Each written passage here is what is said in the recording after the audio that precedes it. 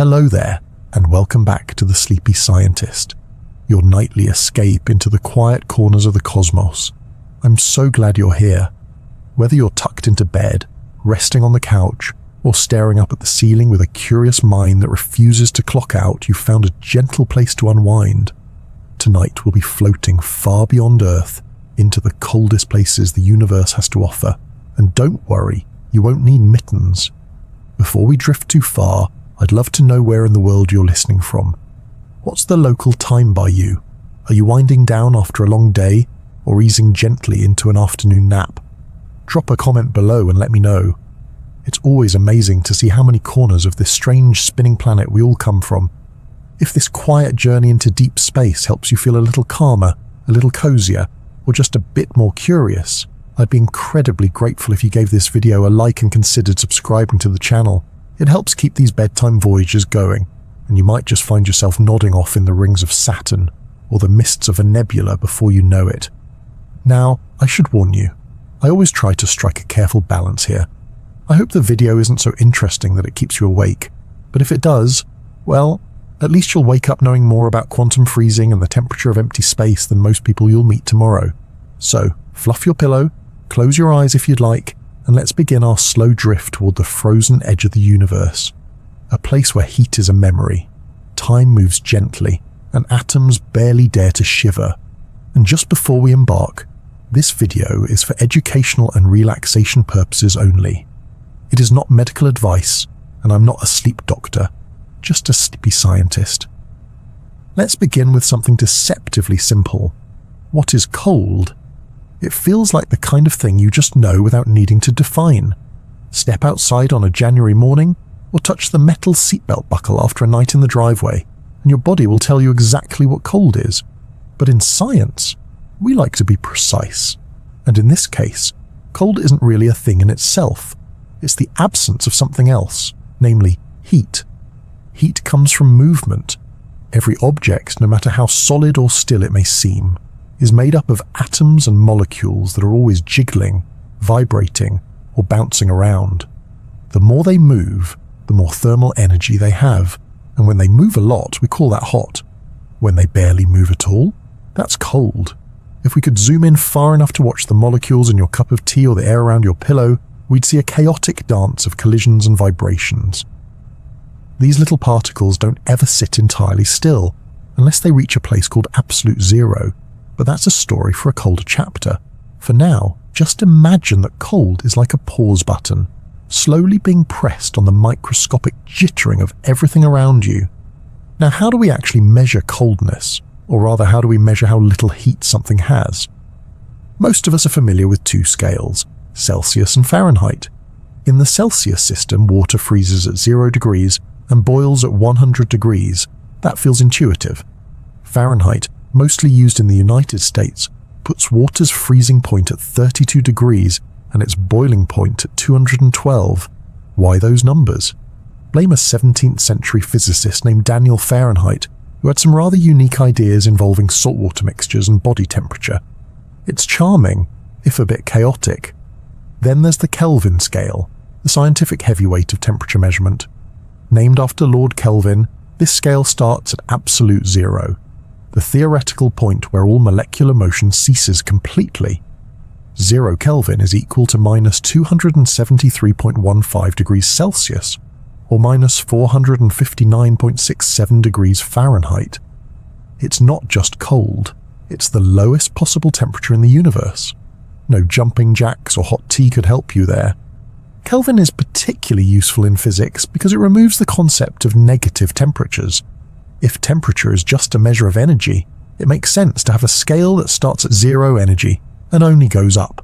No fussy freezing points, just a clean scale of motion from stillness to chaos.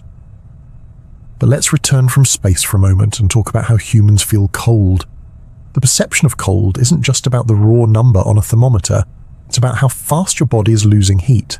Step into a cold room wearing a t-shirt, and you'll feel cold. Not because the room is aggressively radiating coldness, but because your body is rapidly transferring its heat into the cooler air around you. This is why a humid 2-degree morning might feel chillier than a dry -5-degree evening. Moist air conducts heat away from your body more efficiently, making you feel colder. Wind does the same thing, which is why meteorologists invented the term wind chill. It's not a made-up number, it's a way to describe how quickly your body's losing heat and how that affects your comfort. And that comfort, by the way, varies wildly from person to person. Some people wear shorts in the snow like it's a badge of honor, while others are reaching for thermal socks as soon as the leaves begin to fall. Our skin has temperature-sensitive nerve endings that alert us to changes, but they're not perfect instruments. They're tuned more for survival than accuracy. Your fingertips might scream cold, even when your core temperature is perfectly stable. Interestingly, cold can sometimes burn. If you've ever touched dry ice or leaned against a metal pole in sub-zero weather, you'll know the sting of freezing pain. At extremely low temperatures, the cold causes water in your skin cells to freeze, expand, and rupture. It's the same damage caused by heat, but from the opposite direction. This is why frostbite and burns can look eerily similar. We tend to think of cold as an inconvenience, something to be battled with scarves and space heaters. But it's also a tool, a force that humans have learned to harness. We use it to preserve food, store vaccines, and slow down chemical reactions. Cold is the reason your leftovers don't turn into science experiments overnight. It's also why sperm banks and biological samples can be stored for decades without degrading. Cold slows time for living tissue, in a way that's almost poetic. Of course, there are limits. You can't just toss an organ in a freezer and expect it to work later. Freezing biological tissues creates ice crystals that can destroy delicate structures. Scientists have developed advanced cryopreservation techniques using special chemicals to prevent this kind of damage, but that's diving into the more extreme ends of the temperature spectrum. For now, picture the chill on a winter's morning, or the crisp bite of air in a high-altitude breeze. That sensation you feel isn't cold coming in, it's heat racing out of you, like a crowd leaving a theatre all at once. Your body notices the absence and it calls it cold. And yes, while your feet in the middle of January may feel like they've reached the temperature of deep space, I promise you, they're not quite the Boomerang Nebula. But they try. Oh, how they try. In truth, cold isn't an enemy. It's a natural part of the universe's balance. Heat moves from hot to cold not out of cruelty, but because that's how energy wants to spread. From stars to soup to skin, it's all about movement, and cold is just the name we give to stillness. As we continue this journey, remember, cold is not just something you feel, it's a state of the universe, a quiet, slowed-down version of reality. And sometimes, all it takes to appreciate it is a little curiosity, and maybe a good pair of wool socks. Let's take a gentle stroll through temperature, not the kind you get from a quick glance at a weather app, but a full-scale journey from the hottest heat to the coldest cold the universe allows. Imagine standing at the edge of an erupting volcano. Molten lava, freshly released from Earth's mantle, bubbles and flows at around 1,200 degrees Celsius. That's hot enough to melt most metals and destroy just about anything organic in seconds. It's also the kind of heat that screams danger, not just because it's destructive, but because it's a vivid reminder of how much energy atoms can store when they're bouncing around wildly. Now move a little cooler, only a little mind you, to the surface of the sun. There, temperatures hover around 5,500 degrees Celsius. Go deeper into its core and things heat up to a staggering 15 million degrees. At that point, hydrogen atoms smash together and fuse, releasing vast amounts of energy and light in a process we call nuclear fusion. This process powers our daylight and fuels our seasons, all thanks to unimaginably high temperatures that make lava look like lukewarm tea. But those are the dramatic extremes. Most of the universe, it turns out, prefers a chillier demeanor. As we begin to slide down the scale, we pass the warmth of a summer's day, say 30 degrees Celsius, then a room temperature cup of tea around 20, then our own bodies, comfortably resting at about 37 degrees. Everything still seems familiar here, within the comforting middle of the scale where life tends to thrive. Keep descending, and we find freezing water at 0 degrees Celsius, followed by sub-zero winter mornings and the biting air of the poles. At minus 70 degrees Celsius, things start to feel alien. That's colder than Antarctica on its worst days. Below that, at around minus 196 degrees, nitrogen turns from a gas to a liquid, a favourite for science demonstrations where flowers shatter like glass. Go even further down, and we enter the realm of space. The emptiness between stars and galaxies is not just dark, it's also incredibly cold. Temperatures there hover around 2.7 Kelvin or minus 270 degrees Celsius. That's the temperature of the cosmic microwave background, a faint afterglow of the Big Bang that still permeates the universe like a whisper from its earliest days. It is, for all practical purposes, the baseline temperature of outer space. Now let's talk about a number so extreme, it's almost absurd. Absolute zero, 0 Kelvin, minus 273.15 degrees Celsius. That's the theoretical point at which all atomic motion would stop completely. No jiggling, no vibration, nothing. It represents a kind of perfect stillness, a temperature so low that it doesn't really exist anywhere naturally, at least not in its purest form. Absolute zero is like the finish line of the temperature race. Not just cold, it's the absence of heat in the most complete sense. And yet, ironically, nothing in the universe ever quite gets there.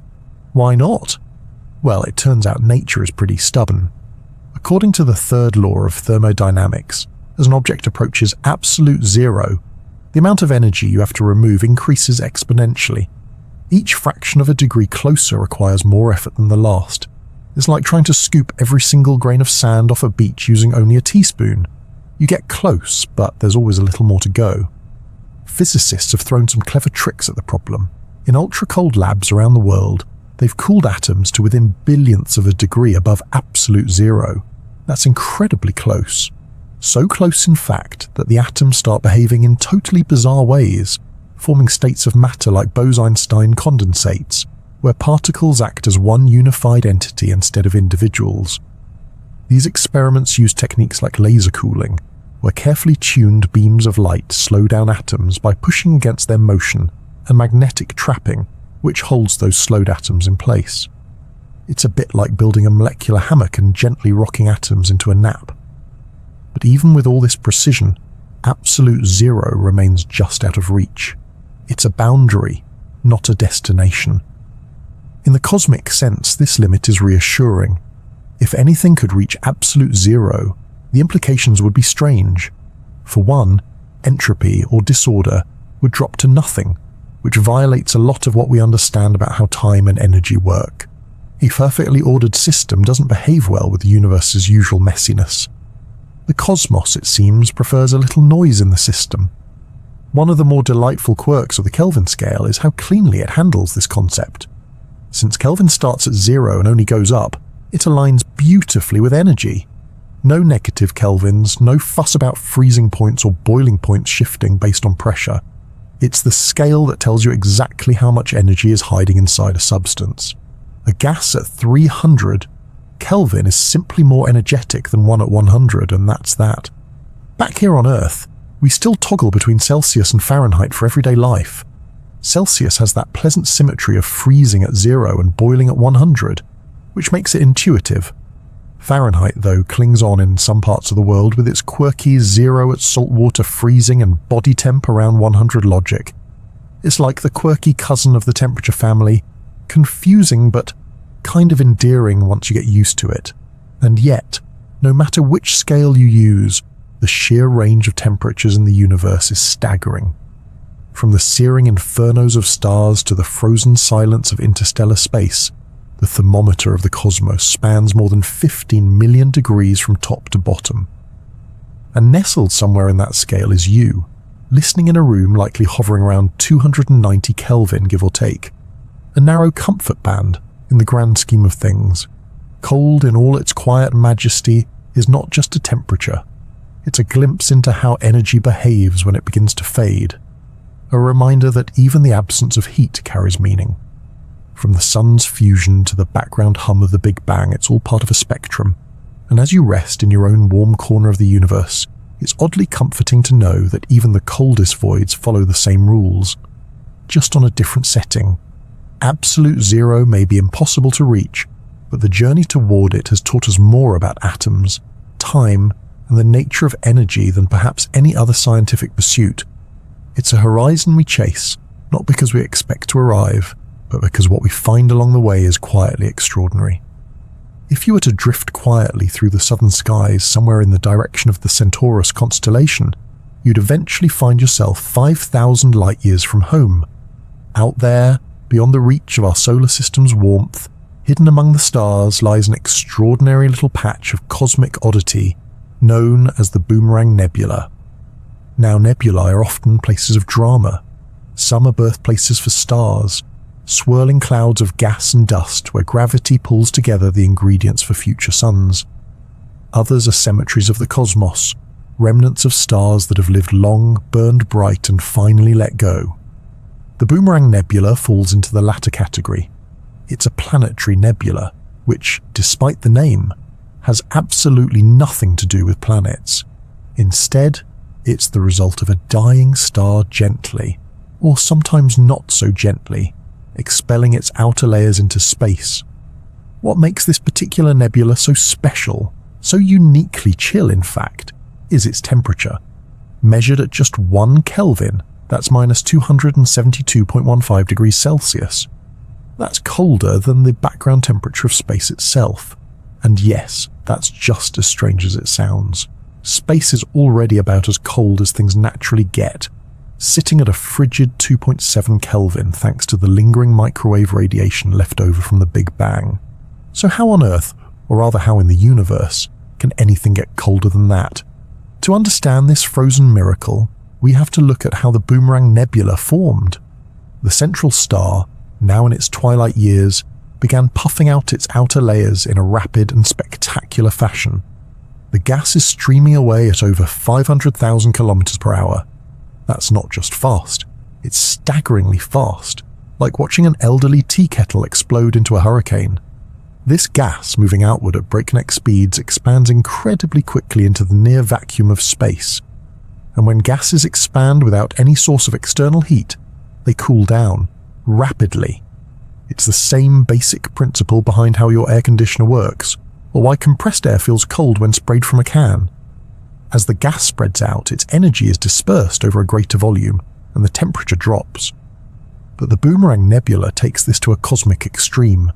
The expansion is so fast and so unimpeded that the gas cools to 1 Kelvin, below even the 2.7 Kelvin of the cosmic microwave background. The reason it can do this is quite clever. The dense cloud of gas itself acts like a thermal shield, blocking out the faint warmth of the background radiation. Inside that cocoon, temperatures can fall lower than the surrounding universe. It's like a natural deep freezer floating in space, crafted by a dying star. The nebula wasn't discovered until the early 1980s, when astronomers using radio telescopes noticed something odd. Observations at sub-millimeter wavelengths revealed that this object was emitting far less radiation than expected. In other words, it was cold. Really, truly, extraordinarily cold. Later measurements confirmed that this wasn't just unusually chilly for a star's remains. It was the coldest naturally occurring place we've ever found. The name, Boomerang Nebula, came from its early appearance through ground-based telescopes. At low resolution, it seemed to have a two-lobed structure, like a boomerang mid-flight. Later, with sharper images from the Hubble Space Telescope, it turned out to be more hourglass-shaped, with jets of cold gas blasting outward from the central star and forming symmetrical wings of mist.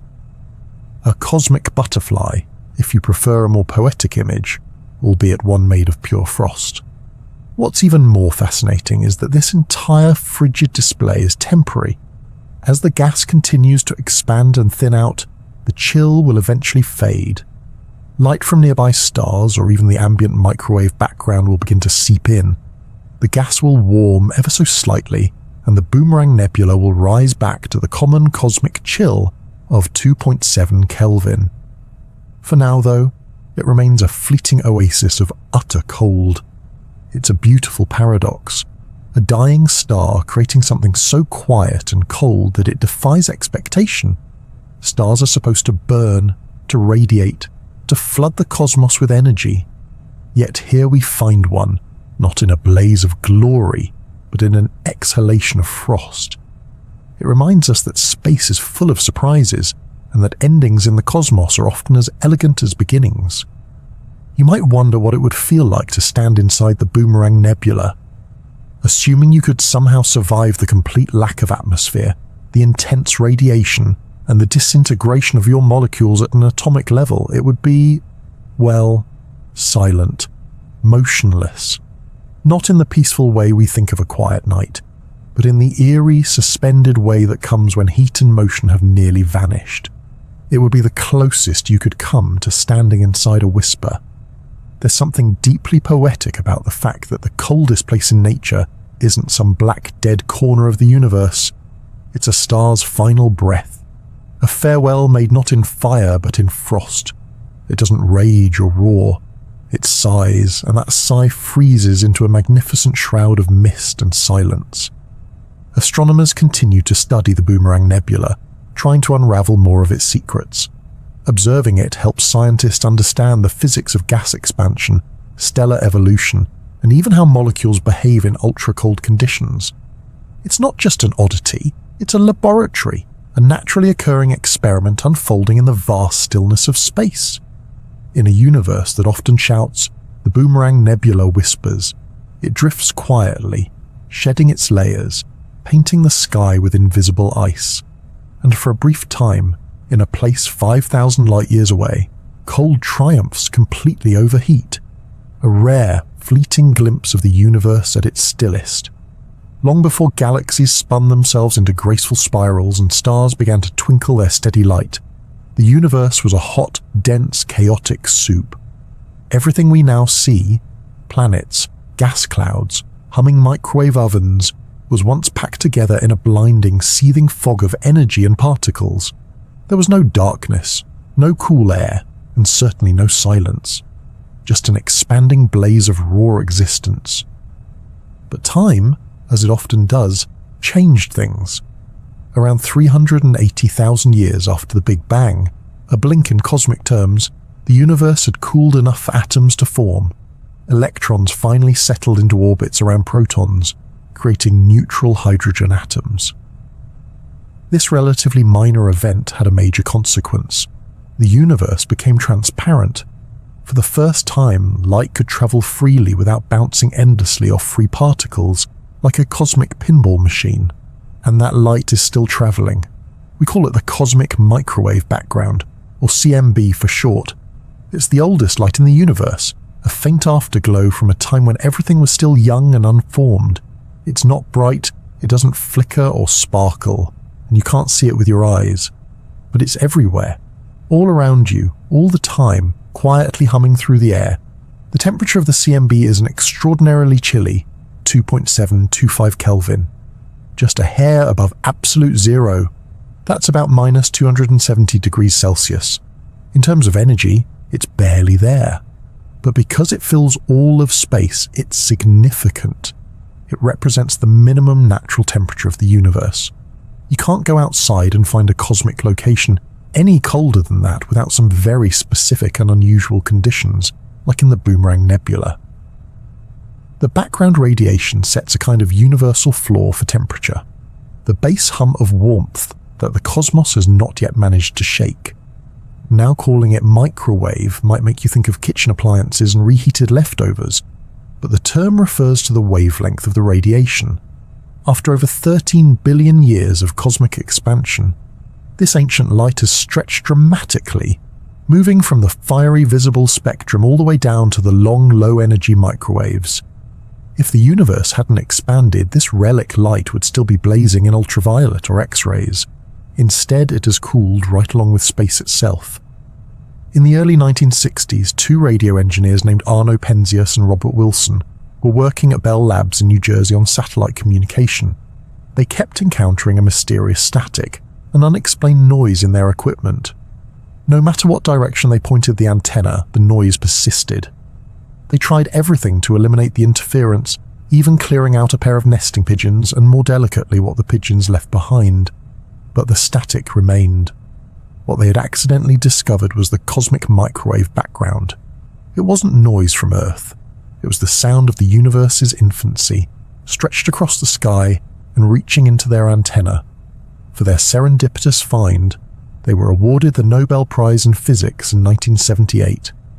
Since then, scientists have been mapping the CMB with ever-increasing precision. The first major map came from the COBE satellite in the early 1990s.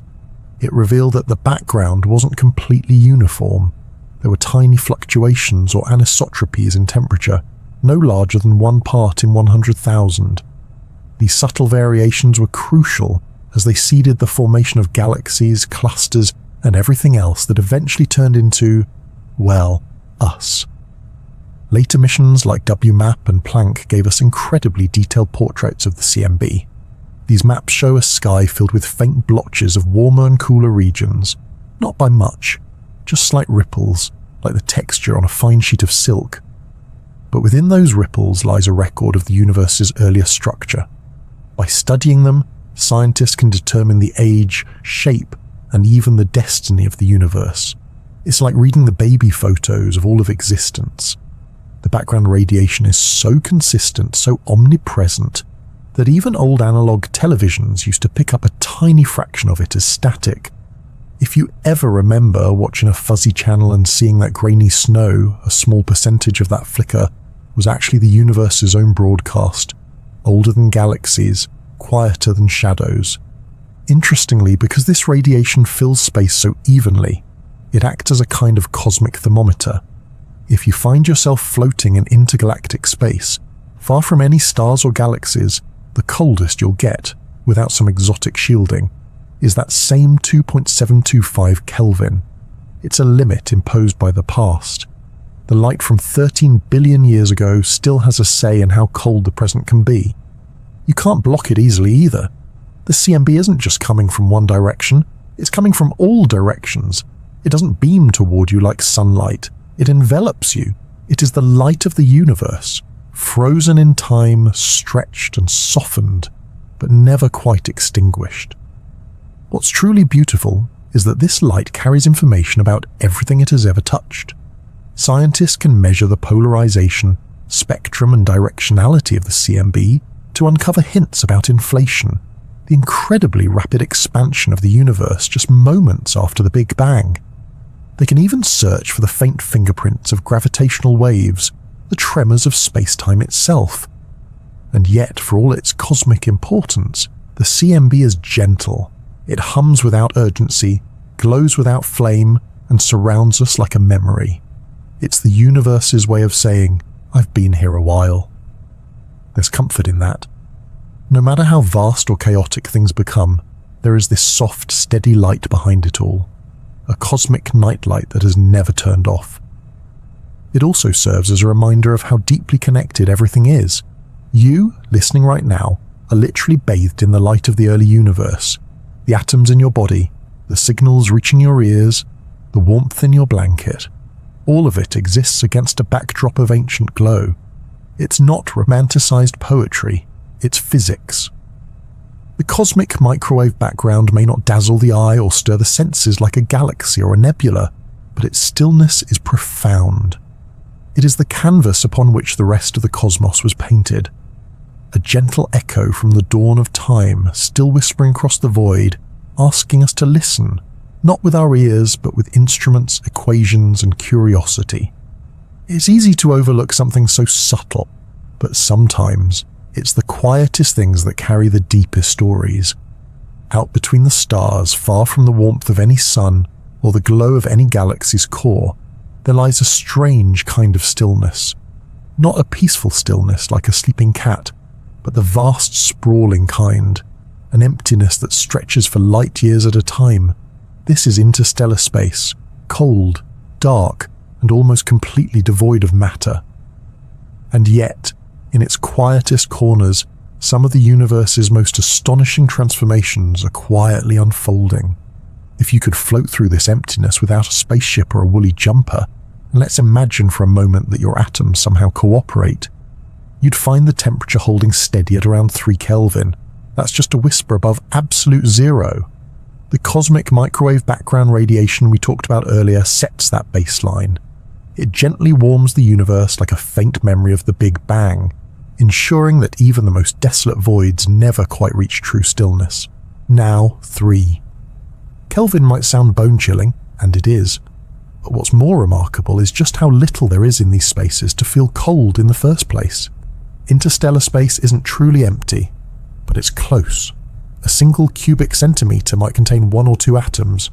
For comparison, the air you're breathing right now contains something like 25 billion molecules in the same space. You'd have to scoop up a volume the size of Earth just to gather enough interstellar gas to make a decent campfire. Despite this sparseness, these vast regions aren't entirely without activity. In fact, some of the coldest areas, oddly enough, are also the cradles of stars.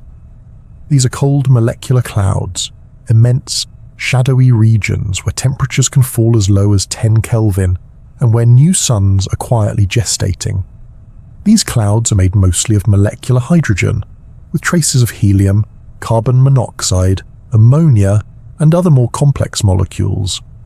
Dust particles too, tiny grains of carbon, silicates, and ices, float through the gas, helping shield it from starlight and keeping it cold. Without these dusty particles, ultraviolet radiation from nearby stars would break apart the fragile molecules and ruin the quiet chemistry at work. Cold is a key ingredient here. It allows atoms to slow down enough to form stable bonds. In hotter regions, collisions happen so violently that molecules break apart before they get the chance to settle down. But in these frigid clouds, atoms move gently. They bump, they cling, and gradually they begin to build. Not just hydrogen pairs, but more complex molecules like formaldehyde, methanol, and even the precursors to amino acids, the building blocks of life brewing in the coldest dark. Ironically, in order for something as fiery as a star to form, you need a place this cold. The reason lies in pressure and gravity. Warm gas tends to expand and resist compression.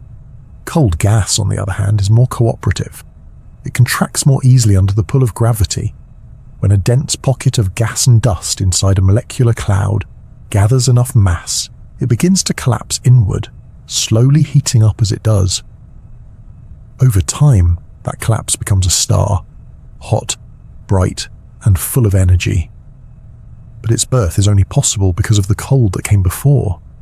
Astronomers can't see these molecular clouds in visible light because they absorb and scatter it.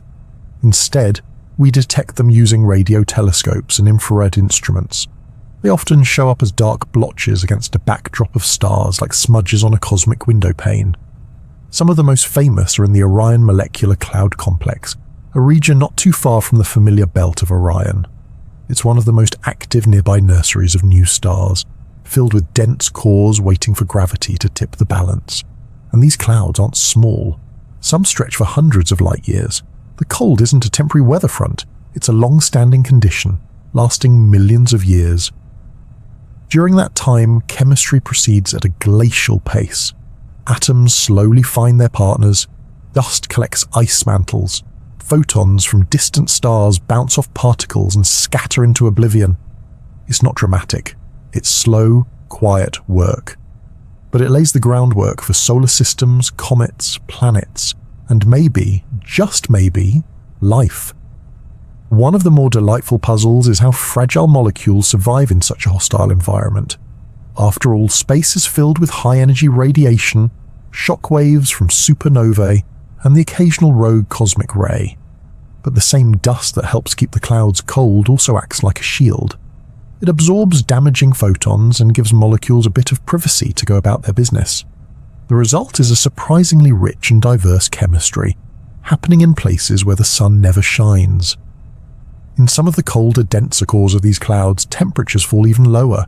Here, even carbon monoxide can freeze out onto dust grains, forming icy coatings that become chemical playgrounds. Under just the right conditions, ultraviolet photons can strike these icy surfaces and drive reactions that produce increasingly complex compounds. In laboratory simulations, researchers have even produced amino acids from these cosmic ice mixtures. It's like space is quietly rehearsing the recipe for life on the backs of dust particles in the coldest corners of the galaxy. Between galaxies, In the truly intergalactic voids, things are colder still, but ironically also more empty. These regions have so little matter that not even molecular clouds can form. Here, the temperature stays pinned close to the background radiation limit of 2.7 Kelvin. There's not enough material to do much of anything except drift. No stars, no chemistry, just particles passing each other like strangers on a moonless highway. Yet, even this emptiness is part of the cosmic story. The coldness of space defines the contrast that makes stars burn brighter, galaxies swirl more dramatically, and planets feel more alive. Without the cold, there would be no edge to the warmth, no silence to make the music of the universe stand out. Cold is not just absence, it's the necessary background for structure and life. In the chill of interstellar space, the universe is patiently at work, crafting the ingredients of suns and the molecules of life with a slow, steady touch of time. So while these regions might seem bleak, they're far from lifeless.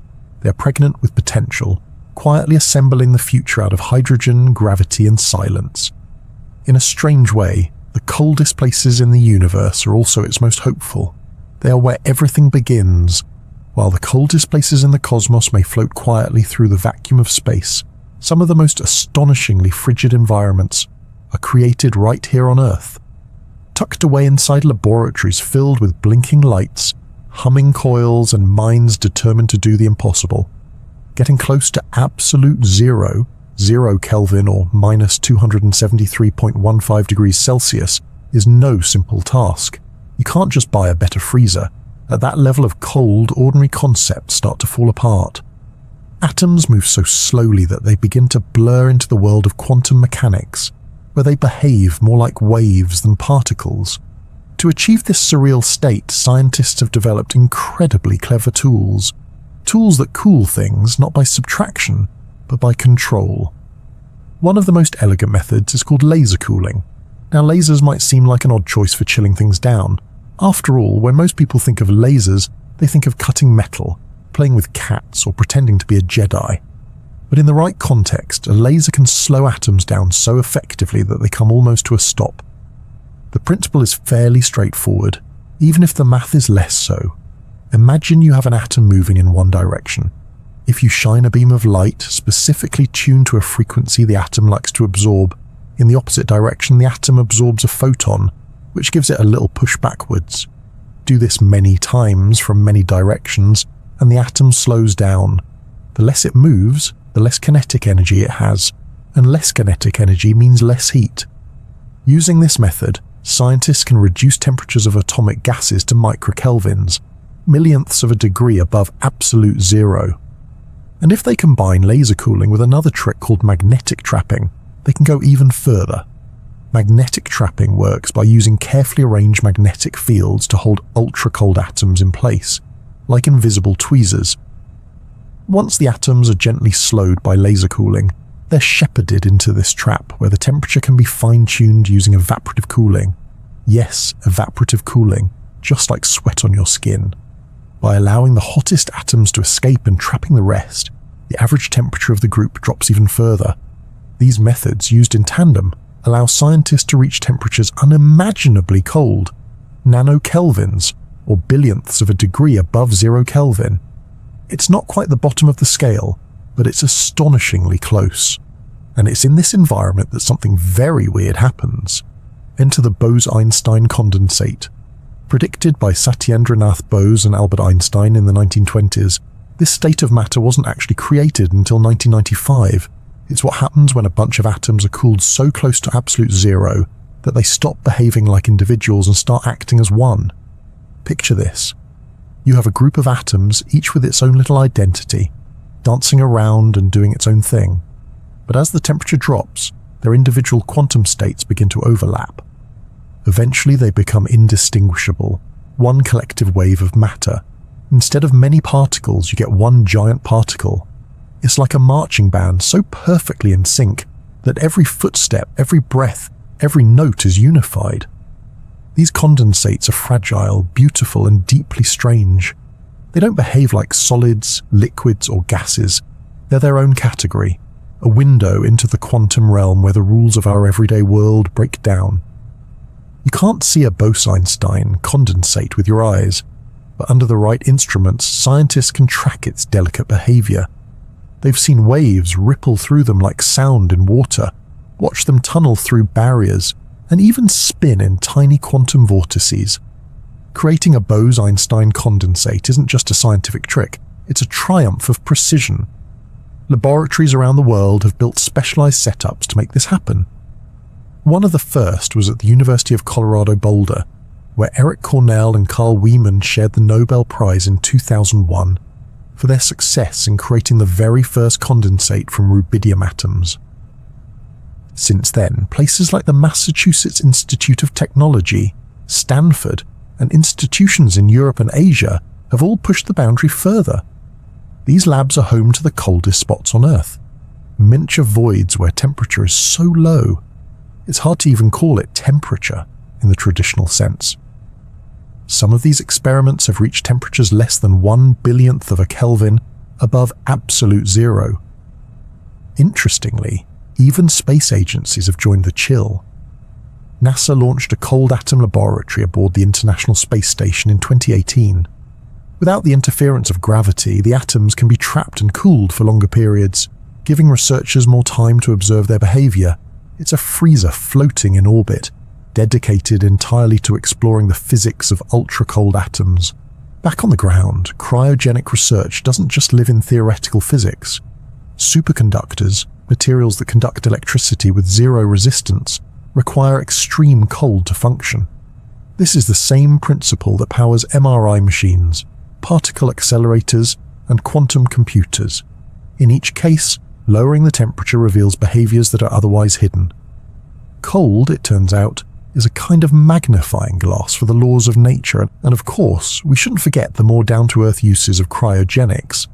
Liquid nitrogen, which boils at -196 degrees Celsius, is used in everything from flash-freezing food to preserving biological samples to making very dramatic-looking cocktails at science museums. It's cold enough to make rubber brittle and freeze a rose solid. Handy, but not quite nanokelvins. What makes this all the more amazing is that none of these temperatures happen naturally on Earth. The planet's coldest recorded natural temperature, measured in Antarctica, was around -93 degrees Celsius. That's enough to freeze your breath into icicles, but it's still more than 180 degrees warmer than what's needed for liquid nitrogen, and many thousands of times warmer than the Bose-Einstein condensate labs. In those labs, temperatures are measured not with traditional thermometers, but through incredibly sensitive instruments that detect atomic motion, spectral lines, and quantum behavior. When atoms barely move at all, traditional ideas of warmth and coldness become abstract. You're not dealing with the thermometer anymore. You're reading the stillness of the universe itself. In the end, the pursuit of ultra-cold temperatures is less about breaking records and more about revealing truth. When matter slows to a crawl, the strange and subtle rules of quantum mechanics step into the spotlight. The randomness fades and the pattern emerges. It's like dimming the lights on a stage to reveal the faintest, most intricate choreography.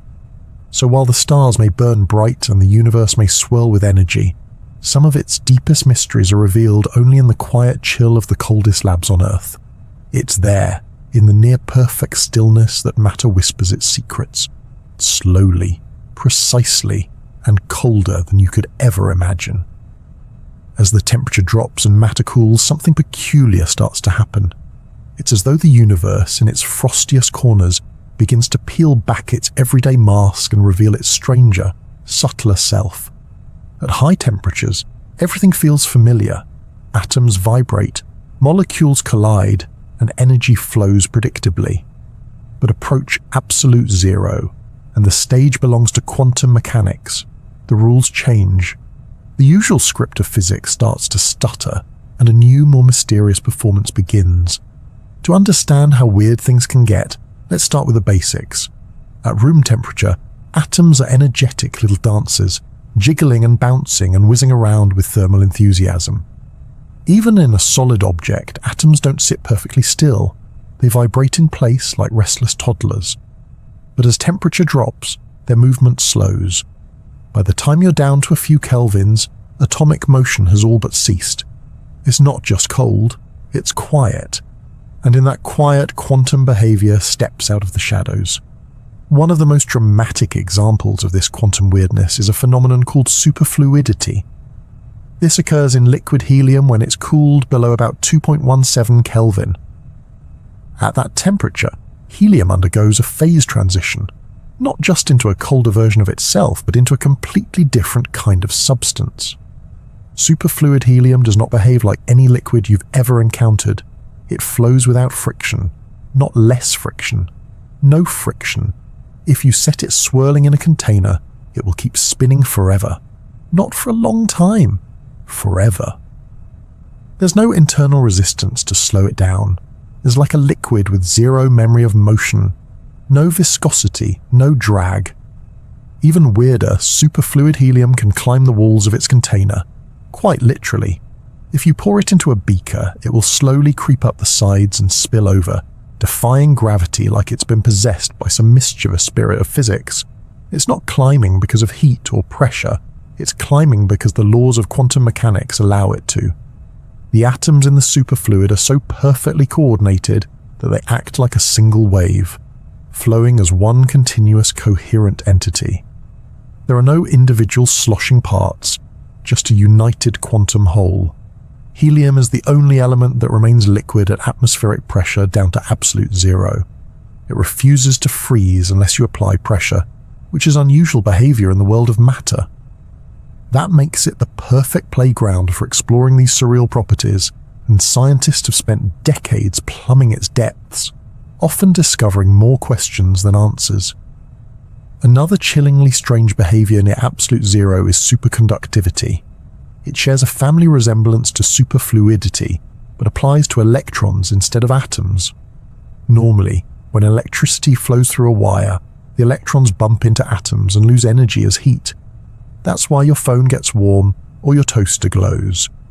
But in certain materials cooled to below a critical temperature, often just a few kelvins, electrons suddenly stop resisting.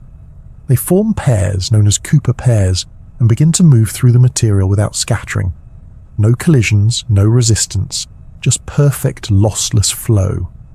Imagine a city with a rush hour crowd that suddenly starts walking in perfect synchrony. No traffic, no jostling, just a serene river of motion. That's what happens in a superconductor. The material carries electricity with perfect efficiency, and the effect is powerful enough to levitate magnets, trap magnetic fields, and transmit energy with zero waste. It's not just a cool party trick. It has real potential for revolutionizing how we build power grids, MRI machines, and even quantum computers. Superconductors are usually made from complex ceramic compounds and require elaborate cooling systems, often using liquid helium. But researchers are constantly hunting for materials that become superconductive at higher temperatures. There have been some promising results, like materials that exhibit superconductivity at minus 135 degrees Celsius, but we're still a long way from finding one that works in your garage on a Tuesday afternoon. Then there's the way time seems to behave differently at these temperatures, not in the sci-fi sense of traveling through wormholes or freezing clocks, but in the way quantum systems evolve over time. As energy levels drop, the fuzziness of quantum mechanics becomes more pronounced. Particles can tunnel through barriers they shouldn't be able to cross, occupy multiple states simultaneously, and interact in ways that seem to defy logic. In warmer conditions, this behavior is usually washed out by thermal noise, random jostling that hides the delicate quantum choreography. But near absolute zero, the noise fades. Quantum coherence, the idea that particles can remain in a stable, linked state over time, becomes more visible. This is crucial for fields like quantum computing, where maintaining coherence is key to building reliable quantum bits, or qubits. In essence, extreme cold slows the universe down just enough to let us observe its subtler details. You might say that cold is the lens through which we glimpse the fine print of physics. The rules haven't changed, they're just easier to read when the atoms aren't shouting over each other. One especially poetic feature of near-zero physics is the emergence of order. As temperature drops, disorder, the random bouncing of particles, reduces. And at these ultra-cold limits, systems tend toward more structured, unified states. It's a counterintuitive twist. The colder things get, the more elegant and cooperative they become. Atoms synchronize, electrons pair up, fluids defy gravity. It's as though the universe is whispering its secrets, but only once the noise of heat has been turned all the way down. There's a quiet beauty in this, a kind of cosmic minimalism. At room temperature, matter is lively, messy, and complicated, but lower the temperature, and complexity gives way to unity. Atoms align, particles merge, and motion becomes a gentle dance instead of a chaotic scramble. It's the universe at its most refined and very, very cold. Of course, we're still only scratching the surface. There are undoubtedly more surprises waiting in the deep freeze of the quantum world. Every time physicists think they've mapped the landscape, they stumble across another oddity, a strange oscillation here, a new phase transition there. The physics of near-zero temperatures is one of those areas where the more you understand, the more mysterious it becomes. It reminds us that cold isn't just a nuisance or a backdrop, it's a powerful tool, a key to unlocking behaviors that defy everyday experience. From superfluid helium to levitating magnets and quantum waves that move as one, the chill near absolute zero reveals a version of the universe that's usually hidden. And in that stillness, in that almost perfect quiet, matter shows us what it's capable of when all distractions are stripped away. So, if you ever find yourself thinking of cold as empty or lifeless, remember this: the deepest magic often requires the quietest stage. And near absolute zero, the universe gives its most elegant performance. For all the incredible feats modern science has accomplished, splitting the atom, landing robots on distant planets, decoding the human genome, there's one stubborn boundary we just can't cross, a line we inch toward with ever-increasing precision, yet never quite touch. That boundary is absolute zero, 0 Kelvin, the ultimate stillness, the point where atomic motion stops, entropy reaches a minimum, and the universe shrugs its coldest shoulders. And despite our best efforts, we truly cannot get there. But why? Why does nature hold this particular prize just out of reach? The answer lies in one of the fundamental rules of physics, the third law of thermodynamics.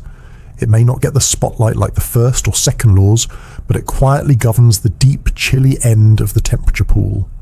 In simple terms, the third law states that as a system approaches absolute zero, the entropy or disorder of that system approaches a constant minimum. But more importantly, it implies something very inconvenient. You can't reduce the temperature of a system to absolute zero through any finite number of steps or within a finite amount of time. In other words, no matter how clever your cooling techniques are, there will always be some stubborn residual motion you can't quite eliminate. It's like trying to turn off the last flickering light in a room where the switch keeps moving just out of reach. You can dim it, suppress it, quiet it down until it's barely glowing, but actually switching it off? Not going to happen. The problem is partly mathematical. As you cool something closer and closer to absolute zero, the energy you need to remove per degree gets smaller, but the effort required to remove it gets larger. The system becomes increasingly reluctant to give up that last bit of heat. Eventually, the process becomes inefficient to the point of absurdity. It's a bit like trying to clean your room by moving the mess into smaller and smaller boxes forever. Sure, you're getting more organized, but the clutter never truly disappears. It just becomes more refined. In practice, this means that every time we try to shave off another fraction of a degree, we hit diminishing returns. Laser cooling, evaporative cooling, adiabatic demagnetization, they all get us closer, but each step forward requires exponentially more energy, more time and more precision than the last. And just when you think you're almost there, the finish line moves again. There's also a quantum mechanical reason absolute zero is unreachable. According to Heisenberg's uncertainty principle, you can never know both the position and momentum of a particle with perfect accuracy. If atoms were to come to a complete stop, you'd know both exactly where they are and exactly how fast they're moving, which would break the rules. Quantum mechanics doesn't allow that kind of certainty. So, Even the most chilled-out atom must retain a little jitter, a faint reminder that uncertainty never fully freezes. But what if we just build a better refrigerator? Well, cryogenic systems can only cool something by transferring its heat somewhere else. Typically, that means moving heat from a material to a refrigerant, like liquid helium, which then evaporates, carrying the heat away. But even this method has limits. Once the refrigerant and the material are nearly the same temperature, heat transfer slows dramatically. It's like trying to cool your soup by blowing on it with warm breath. Eventually, your efforts plateau. Evaporative cooling is another technique used in labs to cool gases to ultra-low temperatures. It works on the same principle as sweat. Let the warmest particles escape, and the rest cool down.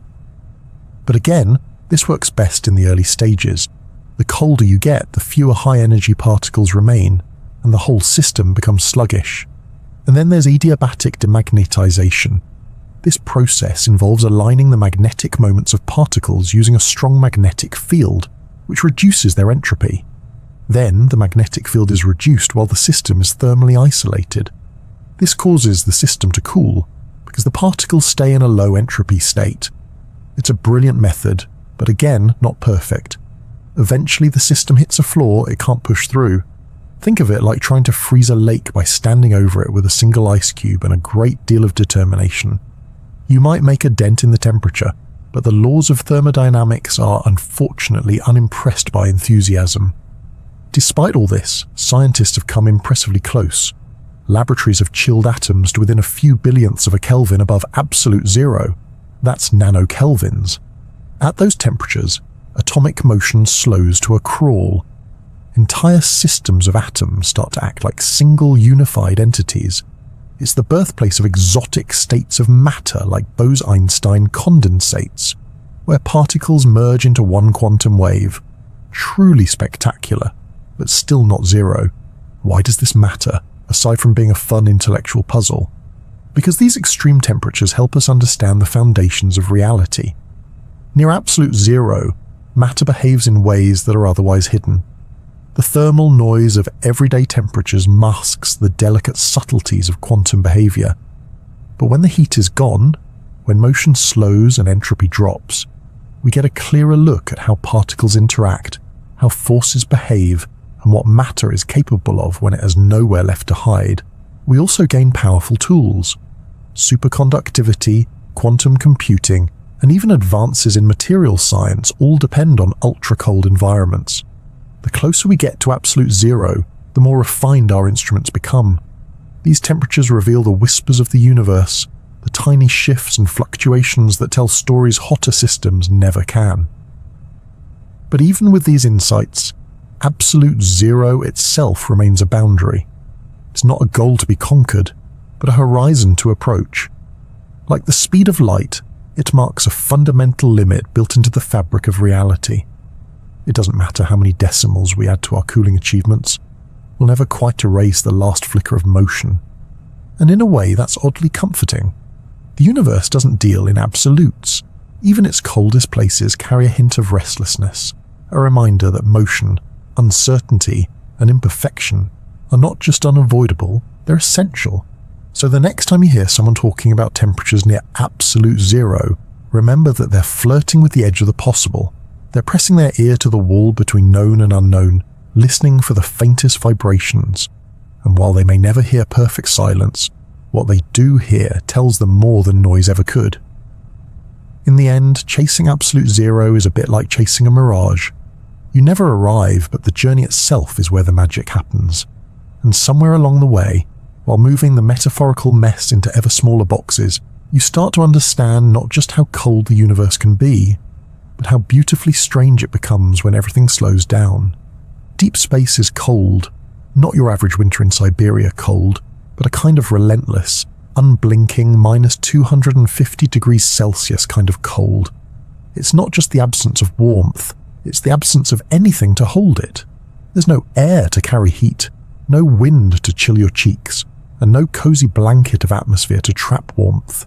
Just an infinite silent emptiness. And floating through that emptiness, against all odds, are some of humanity's most delicate creations, spacecraft. Now, you might think that space being cold would make it easy to freeze things solid, like tossing your leftovers into a giant cosmic freezer. But space doesn't work quite like that. The vacuum of space doesn't conduct heat well because there's nothing to conduct it through. In fact, if you put an object out in space, it won't immediately freeze. Instead, it will slowly lose heat by radiating infrared energy away. No molecules to collide with, no breeze to carry the heat off, just a gentle leak of thermal energy into the void. This means that keeping a spacecraft warm isn't just a matter of wrapping it in a thick coat. It's a precise balancing act. Too much heat and sensitive instruments fry. Too little and electronics fail, lubricants freeze, and batteries refuse to cooperate. It's like trying to keep a cup of tea warm in the middle of a desert night, with no air, no fire, and the nearest electrical outlet about 20 million kilometers away. So how do we do it? The first trick is insulation. Spacecraft are often wrapped in shiny, crinkly-looking layers of material called multi-layer insulation, or MLI. If you've ever seen a satellite or an astronaut suit, you've seen it. It looks like gold or silver foil depending on the coating. But it's not just for show. Each layer reflects thermal radiation, and the multiple layers trap heat like an ultralight high-tech sleeping bag. It doesn't keep all the warmth in, but it slows the loss dramatically. Next up, internal heating. Most spacecraft generate their own heat as a byproduct of running electronics. Computers, sensors, batteries, all of them produce small amounts of warmth during operation. Engineers carefully design the systems to retain and distribute this heat where it's needed most, often using heat pipes or radiators to shuffle it around. It's a bit like using a laptop to heat your blanket, with wires that know where your toes are coldest. But insulation and passive heating only get you so far.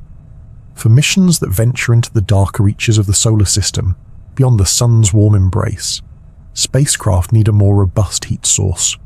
That's where radioisotope thermoelectric generators, or RTGs, come in. An RTG is essentially a nuclear battery. It uses the natural heat produced by the decay of radioactive materials, typically plutonium-238, to generate electricity. The heat flows through a thermocouple, which converts it into electrical power. There are no moving parts, no fuel tanks, and no need for sunlight. Just a steady trickle of warmth and voltage, lasting for decades. RTGs are incredibly reliable, which is why they've been used on some of NASA's most distant and daring missions. The Voyager probes, launched in 1977, are still powered by RTGs more than 45 years later. As they drift ever deeper into interstellar space, far beyond the orbit of Pluto, their solar panels would be useless. But their little nuclear hearts keep beating, keeping their instruments warm enough to function and sending back whispers from the edge of the sun's domain. The Cassini spacecraft, which explored Saturn and its moons, also used an RTG to survive the cold. Saturn is nearly 1.5 billion kilometers from the sun, where sunlight is only 1% as strong as it is on Earth. That's not enough to keep things running, or thawed. Without its onboard nuclear heater, Cassini would have frozen solid before it ever saw the ring sparkle. Then there's the James Webb Space Telescope, a marvel of engineering that lives in one of the coldest operational environments imaginable. Webb doesn't want to stay warm, it wants to stay cold. Very cold. Its instruments are designed to detect infrared light, which is essentially heat radiation. Any warmth from the telescope itself would create noise and obscure its view of faint cosmic signals. To stay chilly, Webb uses a combination of deep space exposure and a gigantic sun shield the size of a tennis court. This 5-layer shield blocks light and heat from the sun, Earth, and moon, allowing the telescope to cool passively to around 40 Kelvin. That's minus 233 degrees Celsius. One of its instruments, the mid-infrared imager, is even actively cooled using a cryo cooler to bring it down to about 7 Kelvin. That's just a hair above the cosmic background temperature, a cosmic cold front custom-built. Designing for these conditions is not something you do lightly. Engineers must account for materials contracting as they cool, lubricants freezing, and components becoming brittle. Traditional grease doesn't work well at minus 200 degrees. Instead, spacecraft use dry lubricants. things like molybdenum, disulfide or graphite, or specialized materials that don't freeze at all. Cables must be flexible enough not to snap, and electronics must be shielded from extreme temperature swings. It's a little like building a toaster that works inside a freezer the size of the solar system, and then asking it to send you daily updates without ever malfunctioning. No pressure. The testing phase is equally intense. Before launch, spacecraft are placed in thermal vacuum chambers that simulate the environment of deep space. Engineers expose them to cycles of heating and freezing, mimicking what the vehicle will experience as it rotates or travels through shadowed regions. Every component is poked, prodded, shaken, and chilled, often for weeks on end, to ensure nothing breaks, cracks, or suddenly decides to stop working halfway to Jupiter. Yet even with all this careful preparation, surprises still happen. When the Hubble Space Telescope was first deployed, its electronics had issues regulating temperature, leading to some early hiccups in operation. Over time, engineers adapted, and Hubble went on to become one of the most successful observatories in history. Space is a harsh teacher, but a thorough one. And while the cold of deep space might seem like an obstacle, it also offers benefits. Without air, there's no corrosion, no weather, and very little degradation from the environment itself. Instruments can remain stable for decades. The very vacuum that chills also preserves. Voyager's golden records, quietly drifting through interstellar space, may last for millions of years, their grooves safe in the freezing stillness. In this way, cold becomes both enemy and ally. It threatens to break circuits and freeze joints, but it also allows for clarity, stability, and longevity. It demands respect, but it offers beauty in return. Images of galaxies in formation, infrared maps of star nurseries, and the distant pulses of dying worlds. Deep space travel, then, is not just about motion. It's about endurance. It's about building machines that can survive a world without warmth, a darkness so vast that even the heat of a small light bulb seems luxurious. And yet, with careful design and a touch of radioactive ingenuity, we've learned not just how to travel through the cold, but how to thrive in it. So when you think of spacecraft hurtling through the void, imagine not just their speed and distance, but their quiet warmth, an inner glow, barely visible, surrounded by a universe that never stops trying to turn out the lights. And still, they shine. There's something undeniably magical about the idea of cryosleep. It's the classic sci-fi solution to a very real problem. How do you send people on a journey that takes decades, maybe centuries, without them going completely stir-crazy, running out of food, or aging beyond recognition? The answer, in countless books and films, is elegantly simple. Just freeze them. Pop them into a futuristic pod, press a button, and they drift off into a perfectly preserved slumber while the ship cruises through the void. No bathroom breaks, no hunger pangs, no long philosophical conversations with the ship's AI. Then, decades later, they wake up refreshed, rested, and maybe even wrinkle-free, ready to explore a new planet or battle space aliens, whichever happens to come first. But back on Earth, things are a little more complicated. The notion of cryosleep, or more technically, suspended animation, isn't entirely fantasy. In biology, there are many examples of organisms slowing down their metabolism to near-zero levels in response to extreme cold. Arctic frogs, for instance, can survive being frozen solid during winter, their hearts completely stopped, only to thaw out and hop away in the spring as if nothing happened. Certain turtles, insects, and fish pull off similar feats, essentially pausing their internal clocks until conditions improve. Nature, it seems, has figured out a few tricks. Humans, on the other hand, are not built for freezing. Our cells are full of water, and when that water freezes, it forms sharp ice crystals. These crystals puncture cell membranes like tiny daggers, causing catastrophic damage. The result isn't a gentle nap. It's more like turning a living thing into a shattered popsicle. To get around this, scientists have developed the process of cryopreservation, which involves cooling biological tissue to very low temperatures, typically minus 196 degrees Celsius, the boiling point of liquid nitrogen, while preventing ice formation. This is done using special chemicals called cryoprotectants. They act like antifreeze, replacing water inside cells and reducing the chance of damaging ice crystals forming during the freeze. Cryopreservation is already widely used in medicine. Sperm, eggs, embryos, and even small pieces of tissue are routinely frozen and stored for years without losing their viability. Some organs, like corneas and skin, can also be preserved this way for transplantation. But there's a catch. This process works best with small, simple structures. Whole organs, like hearts or livers, are much more difficult to freeze and thaw without injury, and whole human bodies are a much larger problem still. The main hurdle is that even with cryoprotectants, ensuring even cooling throughout a complex structure like a brain or a liver is extremely difficult. Parts of the tissue may cool too quickly, while others remain too warm, causing uneven freezing and cracking. Rewarming is even more hazardous. If done too slowly, ice can begin to form during the thaw. If done too quickly, thermal stress can cause tissues to fracture. Researchers are working on these issues. There have been advances in vitrification, a technique where cells are cooled so rapidly that the water turns into a glass-like state rather than crystallizing. In this form, damage is minimized and the structure remains intact.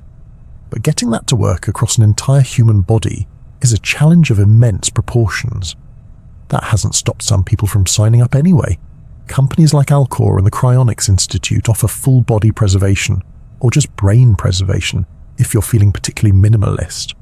After legal death is declared, these companies begin the process of cooling and perfusing the body with cryoprotectants before lowering the temperature to liquid nitrogen levels. The hope is that future technology will be able to repair the damage and revive the person when science has caught up. It's important to note that this is not currently reversible. No human has ever been cryopreserved and brought back to life, not even close. It remains a speculative leap of faith, a kind of scientific time capsule filled with frozen hope. In contrast, the idea of short-term suspended animation is gaining traction in emergency medicine. Researchers have explored inducing deep hypothermia in trauma patients, cooling the body rapidly to below 20 degrees Celsius to slow metabolism and give surgeons more time to repair critical injuries. Some promising animal studies and very limited human trials suggest this may one day be a viable tool in emergency rooms, but it's more of a pause button than a full hibernation. We're talking minutes or hours, not decades. So what would it take to make cryosleep for space travel a reality? First, you'd need a way to cool a person to near zero metabolic function without forming ice crystals or damaging tissues. Then, you'd have to keep them stable for years, possibly generations, without power failures, system malfunctions, or unexpected thawing. Finally, and this is the tricky part, you'd need to rewarm them safely and fully restore their biological and cognitive functions as if nothing happened. Even if all the technical problems were solved, a host of ethical questions remain. If someone is frozen for 1,000 years and reawakened, are they still legally the same person? Who's responsible for their care? What if the world they wake up in doesn't want or remember them? And would it be right to send people off into deep space with only a vague promise that they'll wake up later? It's the philosophical equivalent of writing a check that your species hasn't yet learned how to cash. Then there's the psychological side. Even if the freezing and waking go perfectly, how does a human mind cope with skipping centuries? What happens to memory, to identity, to the sense of time? Are you still you if your last memory is from the year 2060 and you wake up in 3060? And yet, the allure remains. Cryosleep solves a very real problem. Long-distance space travel is impractical when measured in human lifespans. Without faster-than-light travel or magical wormholes, we're stuck with journeys that could take decades, even centuries. Suspended animation could, in theory, allow us to explore distant worlds, colonize other planets, or ride out long voyages without consuming endless supplies, or going completely mad from boredom. There's also something deeply appealing about the metaphor. Cryosleep isn't just about freezing bodies, it's about preserving dreams, about tucking ourselves away for a future we hope will be kinder, more advanced, or at the very least awake and waiting. So, is cryosleep real? Not yet. But bits and pieces of the puzzle exist today in the form of cryopreserved embryos, vitrified tissues, and deep hypothermia experiments. The full picture, a safe, reversible, long-term stasis for human beings, is still science fiction. But like all good science fiction, it sits on the border of possibility, nudging at the edges of what might one day be real. Until then, cryosleep belongs to the realm of stories, filled with glowing pods, slow exhalations of mist, and the hope that waking up in a strange new world will feel a little like coming home. Our solar system, with all its fiery planets and swirling storms, has a quiet secret. It's also home to some of the coldest, most isolated worlds we've ever discovered. These frozen realms don't glow like the sun or sparkle with the colors of Saturn's rings.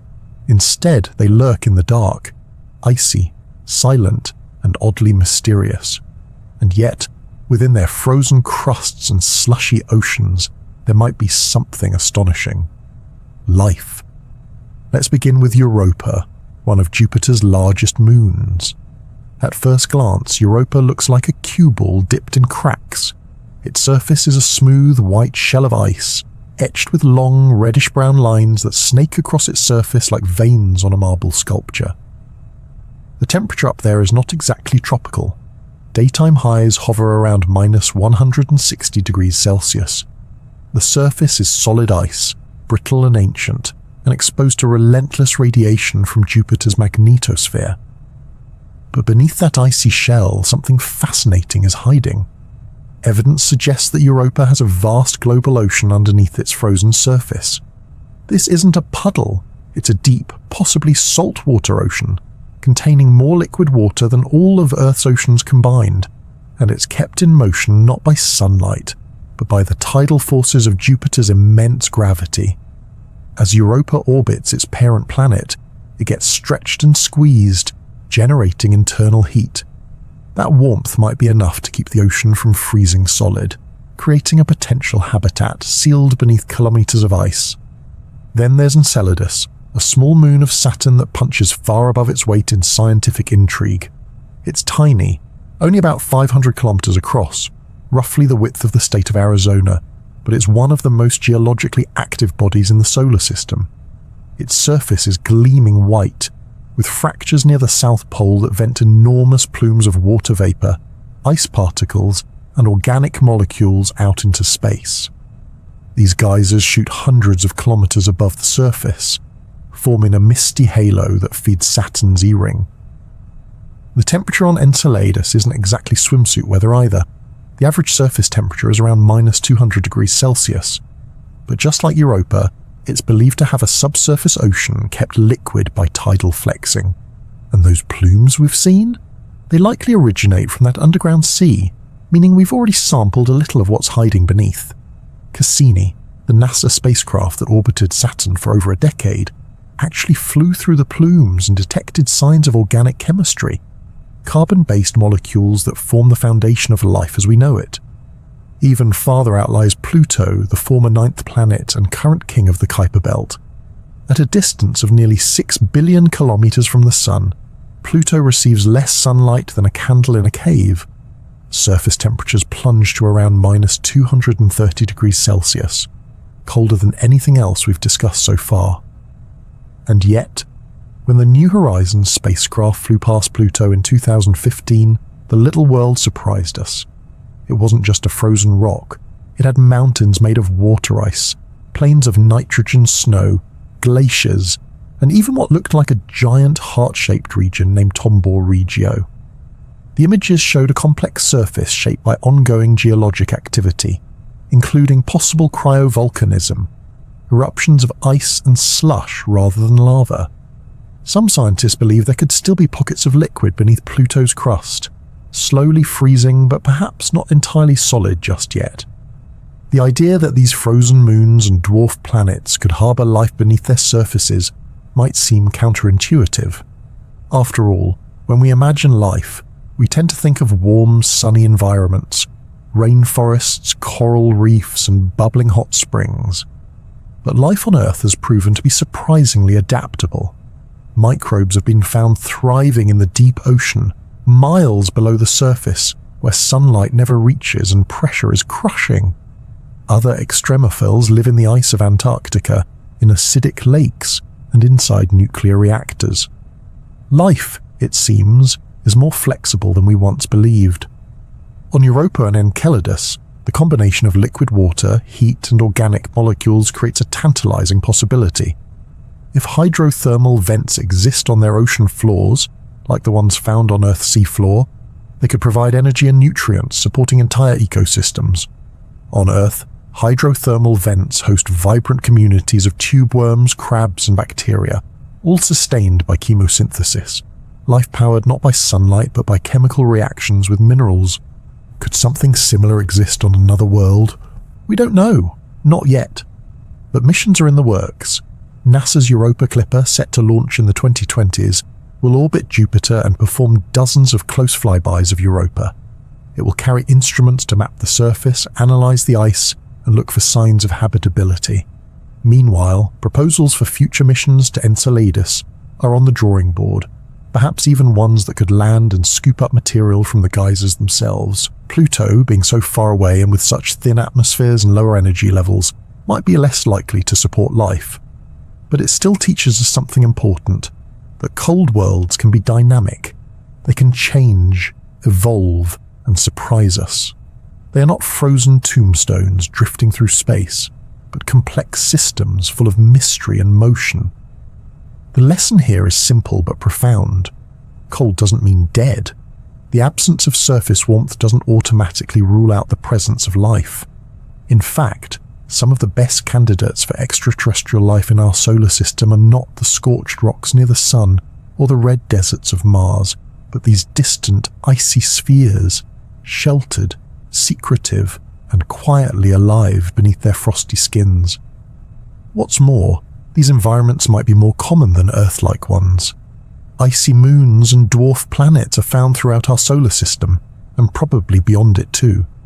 If the ingredients for life can gather in their oceans, water, energy, and chemistry, then life could be more widespread in the universe than we dared to hope. Not on Earth clones orbiting sun-like stars, but in dark oceans beneath frozen shells, whispering stories we've only just begun to hear. It's a humbling reminder that our view of life and where it can exist is shaped by our own planet's quirks. Earth is warm and wet and sun-drenched, but that may not be the norm. The real heartbeat of the cosmos could be echoing from places we once dismissed as too cold, too quiet, too far.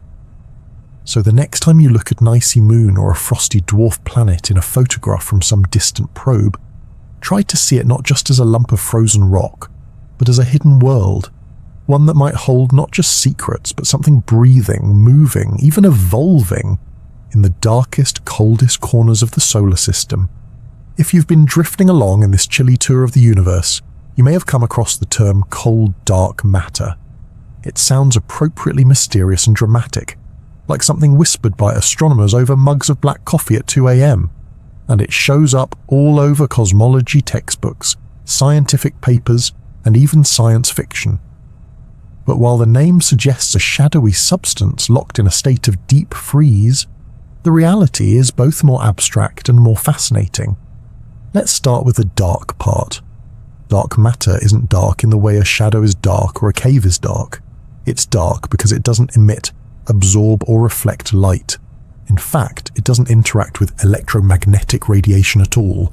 It's invisible, transparent, a complete ghost to our telescopes, but we know it's there because we can see what it does, even if we can't see what it is.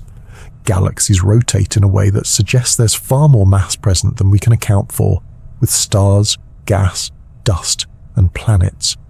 Stars at the outer edges of galaxies move faster than they should if all the mass were concentrated near the center. Something is adding extra gravity, something invisible. That something is what we call dark matter. It's the scaffolding that holds galaxies together and shapes the large-scale structure of the universe. So where does the cold come in? In cosmology, cold doesn't refer to temperature in the traditional sense. It doesn't mean these mysterious particles are frosty, or that they'd give you a chill if you could somehow shake their hand. Instead, cold refers to their speed, specifically how fast these particles were moving in the early universe. Cold dark matter particles are theorized to be non-relativistic when structure formation began, meaning they moved relatively slowly compared to the speed of light. This slow motion allowed them to clump together more easily, forming dense knots of gravitational glue that helped galaxies and galaxy clusters form. These clumps acted like seeds, drawing in normal matter, gas, dust, stars, and giving rise to the cosmic structures we see today. This is in contrast to hot dark matter, which would have been moving close to the speed of light in the early universe. Particles moving that fast would have smoothed over small fluctuations in density, making it difficult for galaxies and clusters to form. In theory, a universe dominated by hot dark matter would look very different, far more homogeneous, with fewer clumps of matter and less structure. Then there's warm dark matter, a kind of theoretical middle ground, not too fast, not too slow, like a bowl of cosmological porridge that's just right. Warm dark matter could still allow structure to form, but perhaps not quite in the same way or at the same scales as cold dark matter. Some cosmologists have proposed it as a potential solution to certain discrepancies between simulations and observations, such as the number of small satellite galaxies we see around the Milky Way. Now, the current leading theory, the one that best fits the data from cosmic microwave background measurements, galaxy surveys, and gravitational lensing, is that dark matter is cold. But we haven't found the actual particles yet. They remain elusive. Many candidates have been proposed over the years. One of the earliest and most popular was the WIMP, or weakly interacting massive particle. As the name suggests, WIMPs are massive and interact very weakly with normal matter. If they exist, trillions of them would be passing through you every second without you ever noticing. Another candidate is the Axion, a hypothetical ultralight particle that could form a pervasive invisible field across the cosmos. Then there are sterile neutrinos, a kind of ghostly cousin to the regular neutrinos we already know.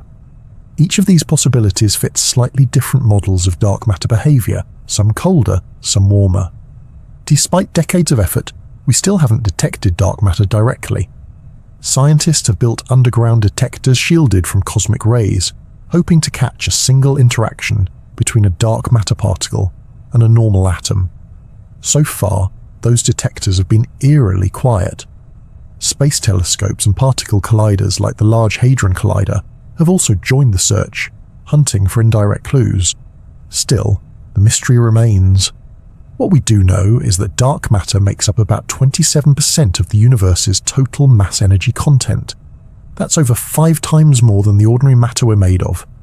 Everything we've ever touched, tasted, built, or burned, all the protons and neutrons and electrons in stars, trees, toast, and trombones, make up less than 5% of the universe. The rest is dark matter, and an even stranger thing called dark energy, which means that almost everything in the universe is made of something we've never seen. And yet, this invisible stuff plays a vital role. Without dark matter, galaxies wouldn't hold together, galaxy clusters wouldn't form. The universe would be a much smoother, emptier place, perhaps a little more polite, but a lot less interesting. Computer simulations that model cosmic evolution with cold dark matter produce structures that closely resemble the universe we actually observe. Dense filaments of galaxies stretching across space, enormous voids in between, and intricate web-like patterns of matter on vast scales. It's as if the cosmos is knitting itself together with invisible thread, and cold dark matter is the needle. That said, the cold in cold dark matter still trips people up. It's easy to imagine shadowy, frozen particles drifting through the universe in frosty clouds. But what it really refers to is dynamics, not temperature. If someone ever rebrands it, slow dark matter might be more accurate, though arguably less poetic. There's also the small matter of proving it exists at all. Some alternative theories have proposed doing away with dark matter entirely, instead modifying gravity to explain galactic rotation curves. These modified gravity theories, like MOND, short for modified Newtonian dynamics, offer interesting perspectives, but struggle to explain large-scale structures and the cosmic microwave background as successfully as cold dark matter does. So, for now, cold dark matter remains the frontrunner.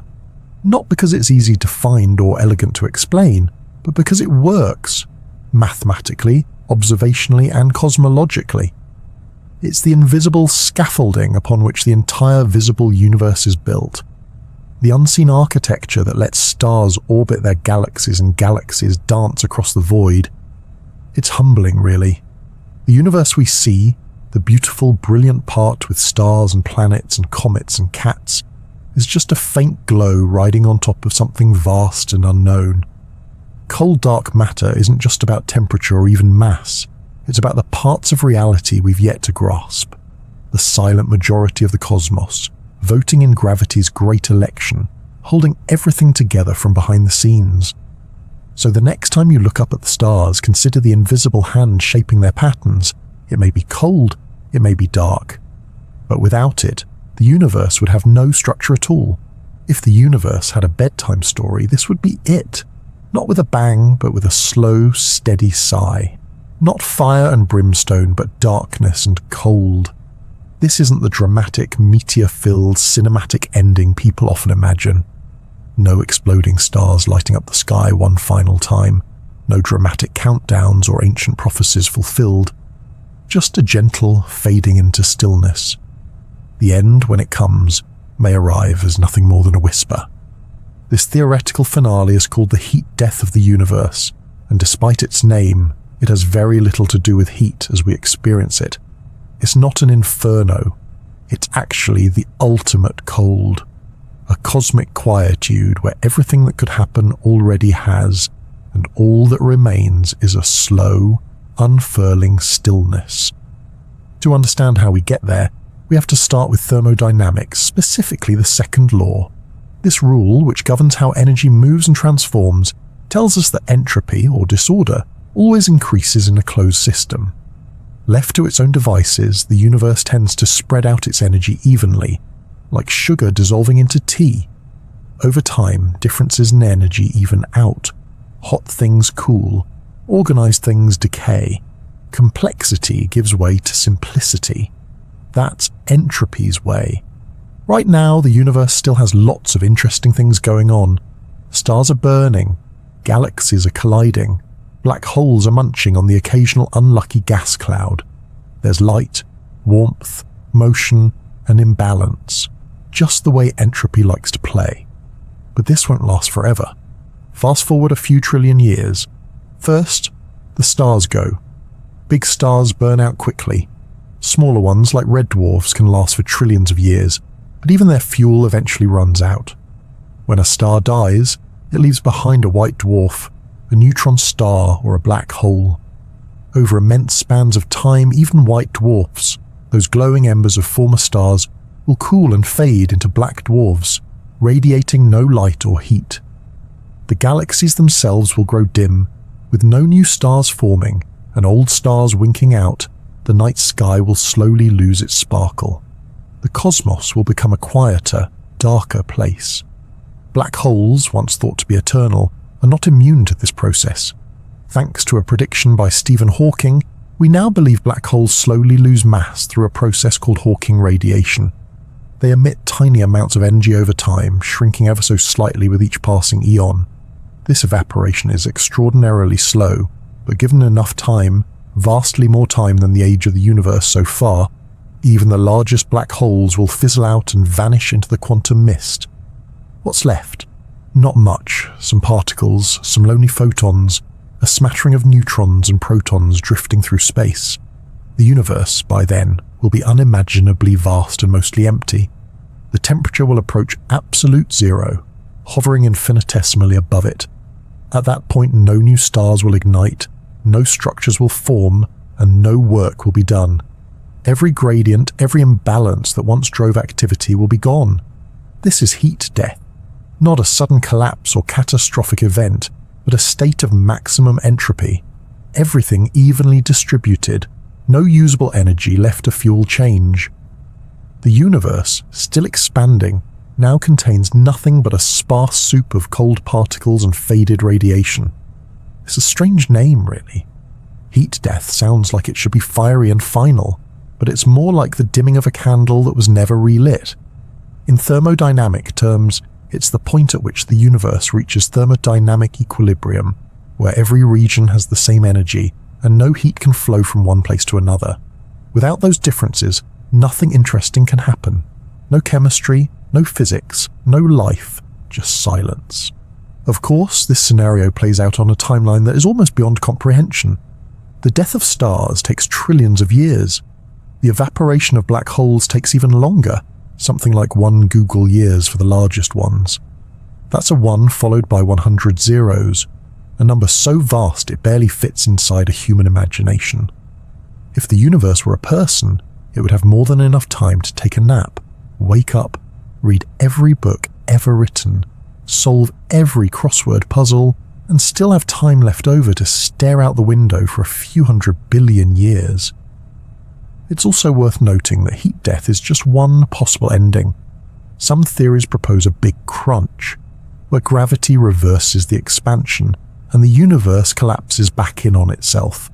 Others imagine a big rip, where the universe's expansion accelerates so much that galaxies, stars, planets, and even atoms are torn apart. But the heat death scenario is currently the most widely accepted, based on our best observations and the mathematics of entropy. Despite its melancholy tone, there's something oddly peaceful about it. No drama, no calamity, just the universe, completing its long journey from high energy and low entropy to low energy and high entropy. A gentle arc from creation to calm. And while the idea might sound bleak, an endless dark with nothing left to do, it also carries a kind of elegance. It's the universe following its own rules all the way to the end. The same principles that make stars shine and ice cubes melt also guide the cosmos into its final act. There's beauty in that consistency, a poetic sort of inevitability.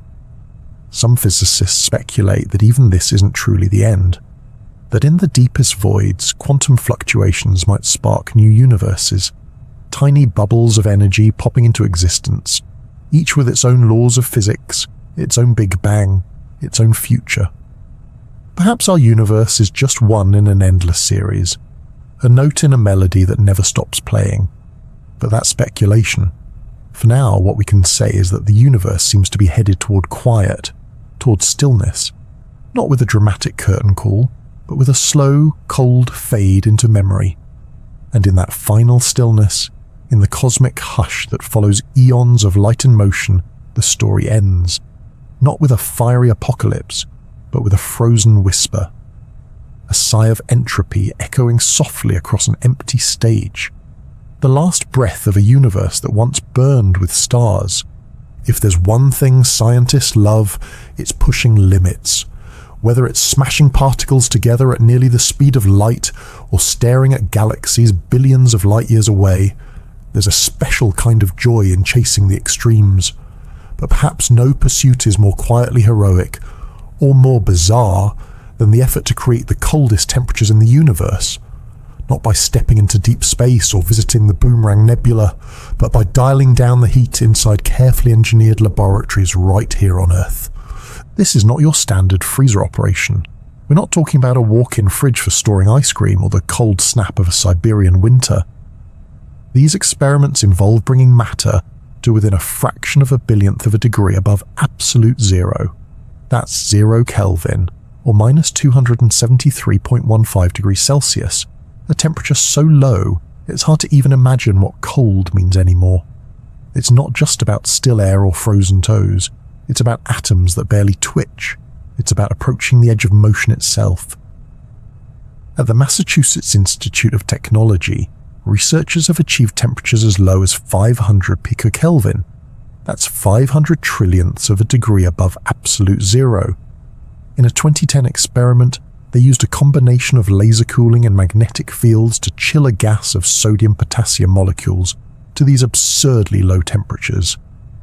The result wasn't just cold, it was an entirely new realm of physics. At those temperatures, quantum effects dominate, and atoms begin to behave not as individuals but as collective waves.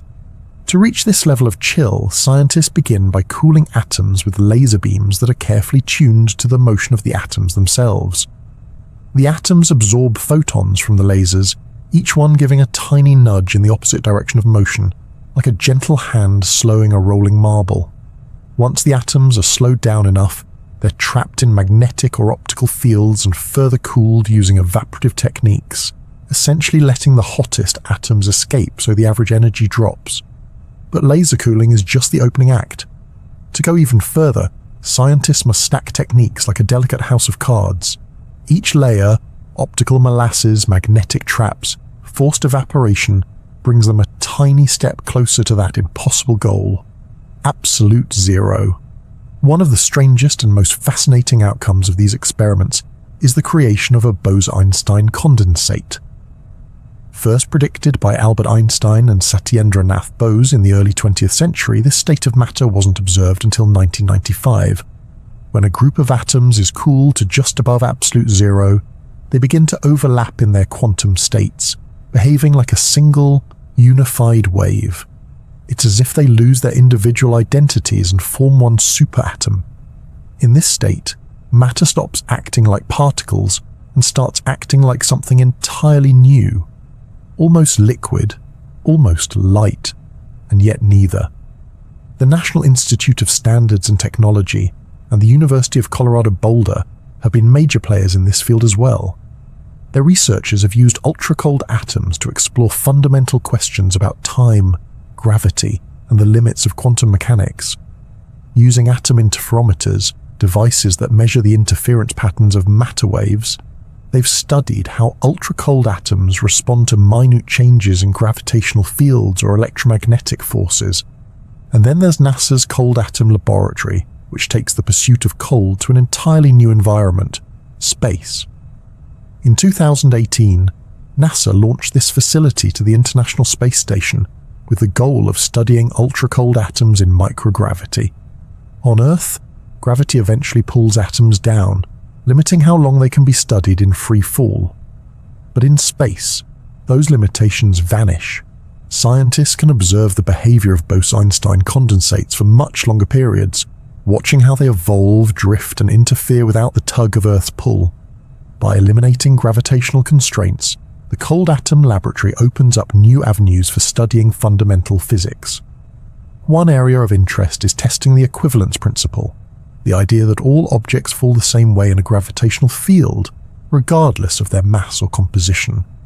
Using ultra-cold atoms, researchers can perform exquisitely sensitive measurements of how gravity interacts with quantum matter, potentially revealing cracks in our current understanding of general relativity.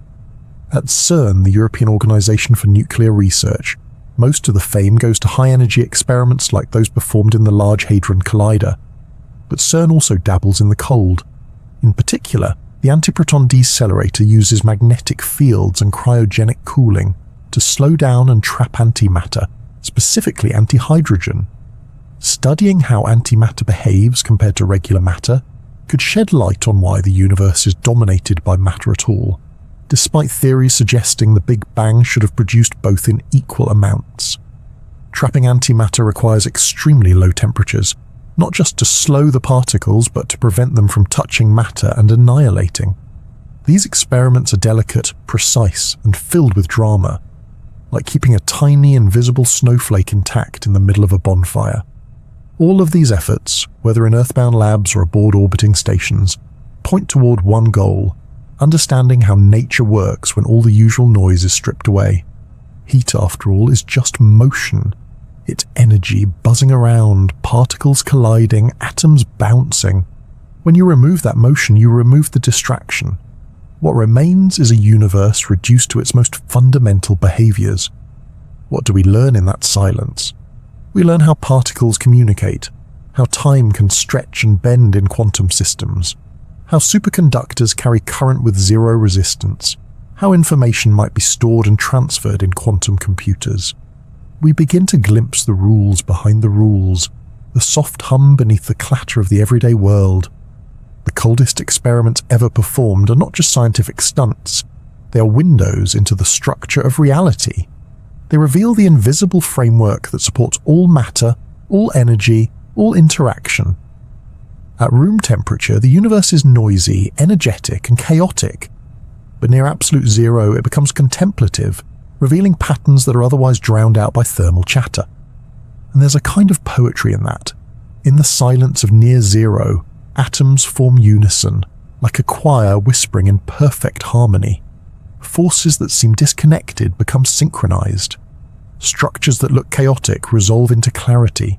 It's as if the universe, when cooled to its quietest state, begins to speak in a language we can finally understand. We may never reach absolute zero, but every step closer brings us deeper into the heart of physics. Every record-breaking chill opens up new questions, new technologies, and new ways of seeing. These are experiments in stillness, in symmetry, in stripping the world down to its simplest truths. They remind us that sometimes, in science as in life, the most profound revelations come not from fire and fury, but from cold and calm. Imagine a universe where warmth is a memory, where stars no longer shine, where no fire burns and no molecule stirs with the lazy twitch of thermal motion. It is not a place of chaos or catastrophe. It's not filled with crashing planets or supernovas clawing at the sky.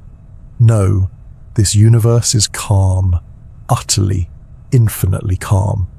It is the quiet after all songs have ended, a place where temperature, that great driver of motion and life, has settled as close to zero as physics allows, a fully cold universe.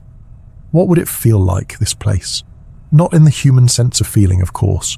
There are no nerves to tingle, no skin to goosebump, but in the abstract sense, in the grand poetic shape of things, it would feel still, motionless, but not dead, silent, but not empty. The galaxies have stopped spinning, the last stars have burned out, the black holes have evaporated into a dusting of radiation so faint it barely registers. What remains are particles drifting in vast, ever-expanding space, with nowhere to go and no energy left to change anything. This is not a frozen hell. It is more like a cosmic whisper, a gentle end, like exhaling after holding your breath for billions of years. In a fully cold universe, entropy has won. Energy has spread itself as evenly as possible, and nothing is left to power change. Stars no longer fuse atoms.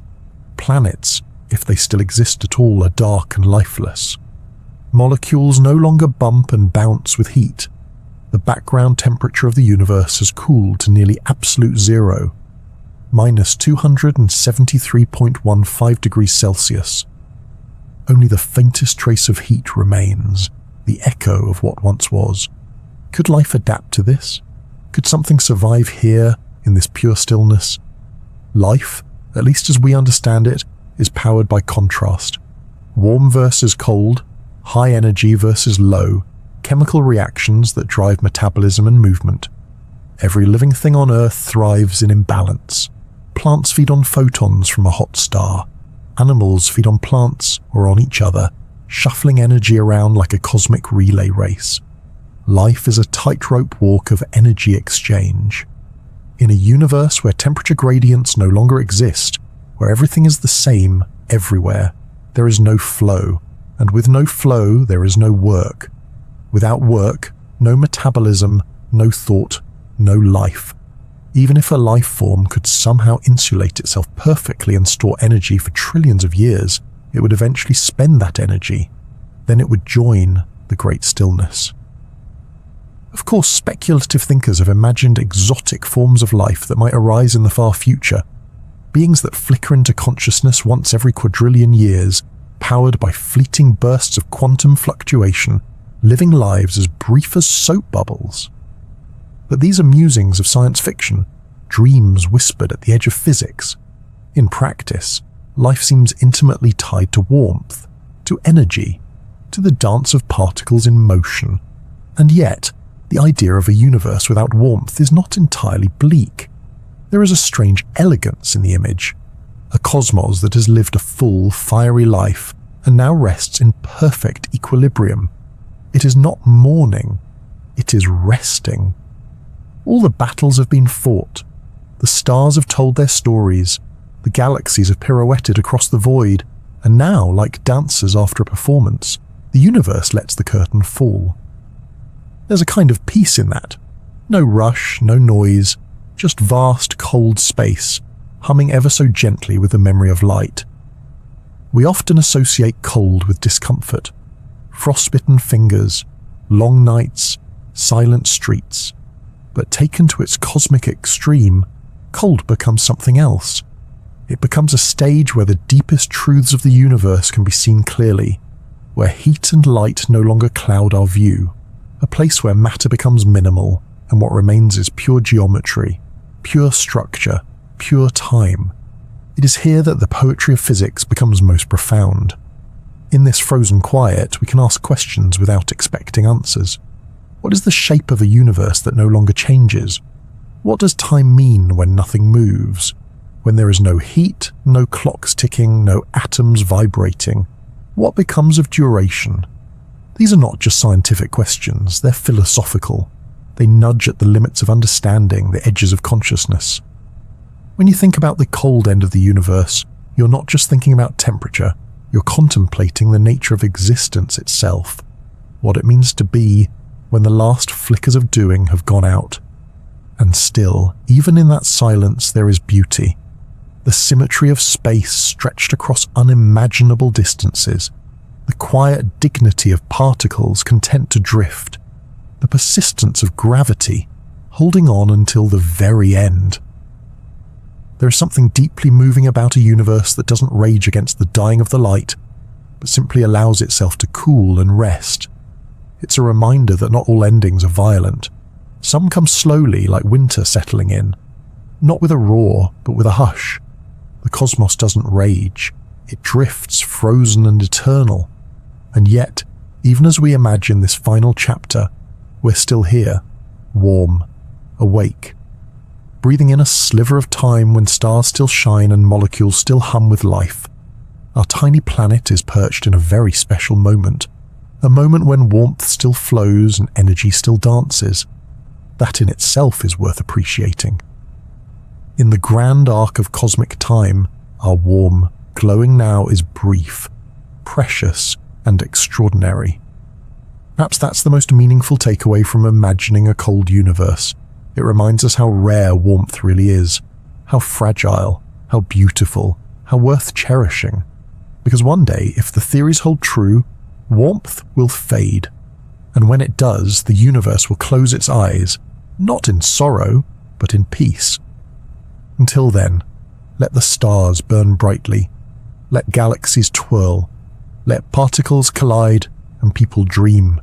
The universe is still warm, for now, and that, in the face of all that cold waiting out there, is nothing short of miraculous.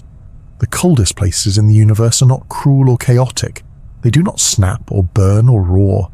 They simply are, silent, elegant, untouched by heat or haste. From the impossibly frigid breath of the Boomerang Nebula to the calm hush of intergalactic space, we've wandered together through regions where the laws of nature slow and soften, where heat forgets to rise and even time seems unsure of its pace. These are not places you can visit with a suitcase and a camera. You wouldn't survive long, not without an enormous heater and quite a bit of luck, but their beauty lies not in comfort, but in perspective, in how they stretch our understanding. They teach us that cold is more than absence. It's a different kind of presence, a way of existing that's still and contemplative, a frozen ballet of atoms moving less and meaning more. We've explored icy moons hiding secret oceans, spacecraft wrapped in thermal blankets against the dark, and laboratories here on Earth creating temperatures unimaginably close to absolute zero. We've seen helium crawl up the sides of beakers, electrons glide without resistance, and atoms move in perfect quantum harmony. We've even peered into the future, when stars will have blinked their last, and the cosmos itself will slip quietly into an endless nap, a universe without warmth. And yet, in all this stillness, there is wonder, the kind of quiet that invites reflection, not fear, a whisper rather than a warning. There is something deeply human about imagining the coldest edges of reality. It humbles us, certainly, but it also connects us to something timeless. We are creatures of warmth, drawn to light and energy. And perhaps that's why the idea of cold, true cold, touches something profound. Because in dreaming of the universe's frozen places, we find contrast. We remember how rare our warm little moment really is. Even now, as you rest, wherever you are in the world, whatever time it may be, I hope this journey through cosmic chill has brought you some comfort. Maybe it sparked a flicker of curiosity, or maybe it simply helped quiet the noise of the day. If your eyelids are heavy and your thoughts are floating, that's perfectly all right. You're drifting now, just as the stars drift, just as heat itself once did through the fabric of space. And before you slip fully into sleep, I'd love to ask again, where are you watching from tonight? What time is it there? What does the sky look like above your home? Whether you're nestled under blankets on a winter evening or catching a nap with soft sunlight warming the curtains, it's a beautiful thing to know we're all looking out at the same sky, the same universe, the same stars glowing faintly against the cold. If you've enjoyed this journey, if it brought you calm or helped you feel a little more connected to the cosmos, I would be so grateful if you gave this video a like and maybe even subscribe to The Sleepy Scientist. It's your kindness and curiosity that keep these quiet explorations going. As the stars breathe frost and the void falls still, may your thoughts drift gently into the frozen cosmos. Sleep well, dream deeply, and remember, the cold may be vast, but so too is the wonder it carries.